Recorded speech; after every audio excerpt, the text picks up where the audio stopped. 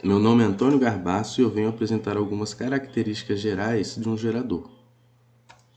Um gerador em curto-circuito. Quando a gente fala em curto-circuito, logo vem à cabeça explosões elétricas, tomadas pegando fogo, etc. Mas o curto-circuito nada mais é do que uma resistência nula entre uma diferença de potencial. Essa resistência nula, na verdade, não é nula. Ela é muito baixa em relação a essa diferença de potencial. Se eu tenho uma diferença de potencial muito grande e uma resistência muito baixa, essa resistência pode ser considerada desprezável perto dessa diferença de potencial. Aqui eu tenho um exemplo de circuito. Aqui nesse circuito a gente tem três caminhos. Um pela primeira resistência, segundo e aqui por uma terceira, mas que apresenta resistência zero. Então, nesse caso aqui, não vai haver uma diferença de potencial se a gente considerar só esse circuito aqui, de A para B, porque a resistência é nula. O potencial daqui vai ser o daqui, então não vai existir uma diferença de potencial, certo? O nome curto-circuito, ele surge porque os circuitos geralmente são feitos por fios e sabe-se que quanto maior o comprimento do fio, maior a resistência que ele apresenta. Então, se eu pego um pedaço de fio muito pequeno, a resistência dele diminui drasticamente. O que acontecia era um pedaço de fio muito pequeno, o pessoal denominava curto-circuito. Mas depois verificou-se que isso independe do comprimento do fio em si, mas sim da resistência que apresenta entre as diferenças de potencial. Certo? Como eu falei, a diferença de potencial aqui não vai existir, dado uma resistência nula, certo? E com isso, a gente consegue tirar alguns dados. A equação geral de um gerador já foi apresentada para vocês. E se a diferença de potencial entre os polos é nula, o que a gente pode concluir?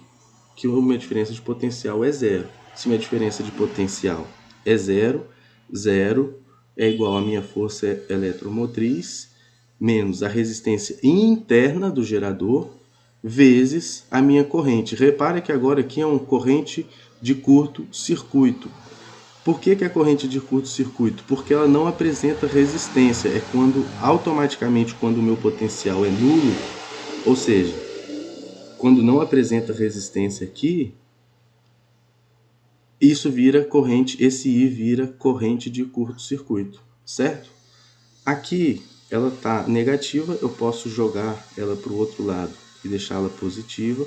E aí eu tenho que minha força eletromotriz é igual à minha resistência vezes a minha corrente de curto-circuito.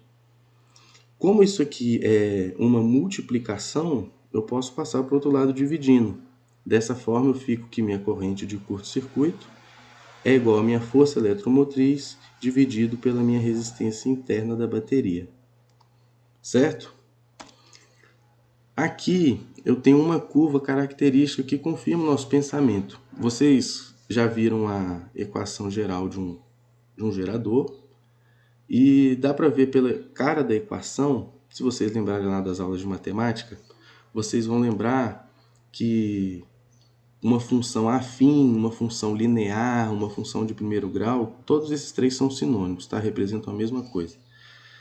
Ela tem essa cara, como é que é? Y é igual a AX mais B. Só que para nós na física, o nosso Y vai ser a nossa diferença de potencial e o nosso X vai ser a nossa corrente, certo? Então, Y é igual a, quem que é o X? O I. Então é um AX, o menos R vai ser o nosso A, o I vai ser o nosso X, mais B. Esse A e esse B são constantes, são termos que geralmente não vão alterar o valor, certo? As outras são variáveis, que é o nosso X e o nosso Y. No nosso caso é corrente e diferença de potencial. Então veja bem, aqui o nosso I, que representa o nosso X, o expoente é 1, então é uma equação de primeiro grau, certo? Não tem nenhum outro expoente maior que esse. Então se encaixa naqueles padrões que a gente viu, que vocês viram na aula de matemática, de equação de primeiro grau. Com isso, a gente já sabe que equação de primeiro grau, quando a gente traça o gráfico, ela tem cara de reta, certo? E por que essa reta aqui está descendo ao invés de subir? por causa do nosso A, ou seja, o nosso menos R aqui para gente. Ele é o nosso coeficiente angular. Se ele for positivo, a nossa reta é crescente. Se ele for negativo, a nossa reta é decrescente.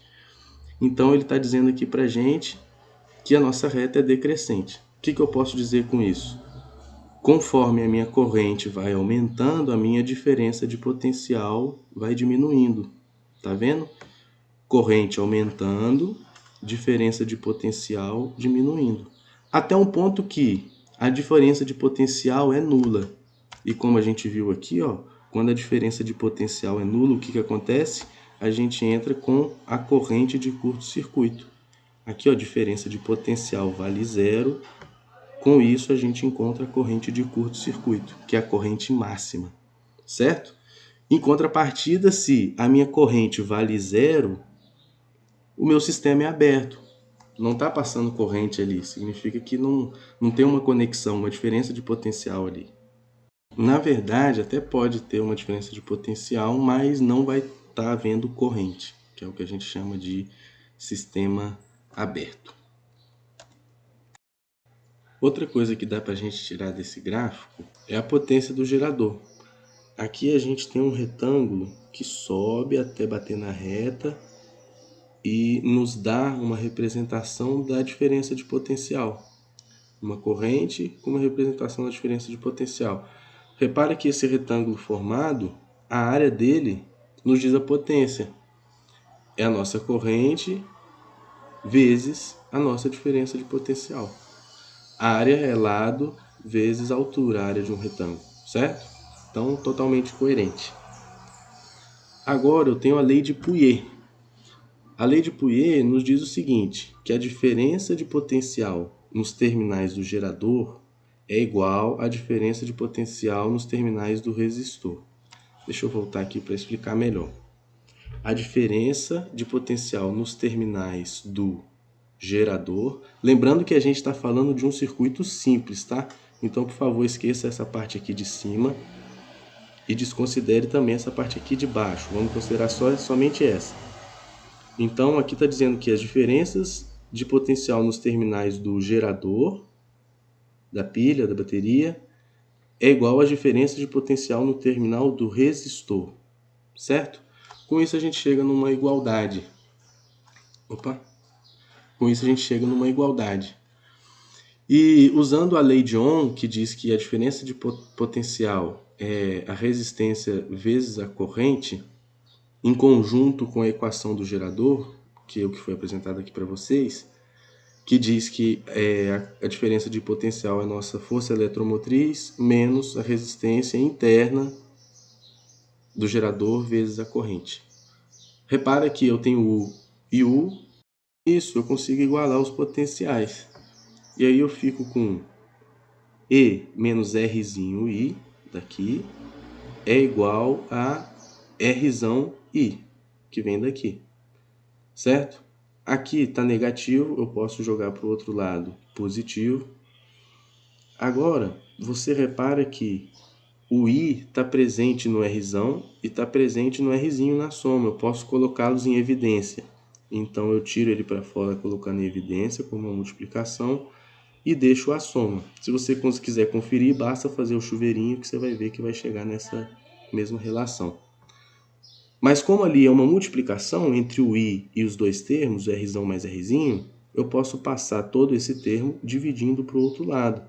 E aí eu fico com uma equação geral da corrente, que é a minha força eletromotriz dividido por minha resistência total do circuito, certo? Observações. Tudo isso que a gente falou até aqui só vale para circuitos simples, beleza?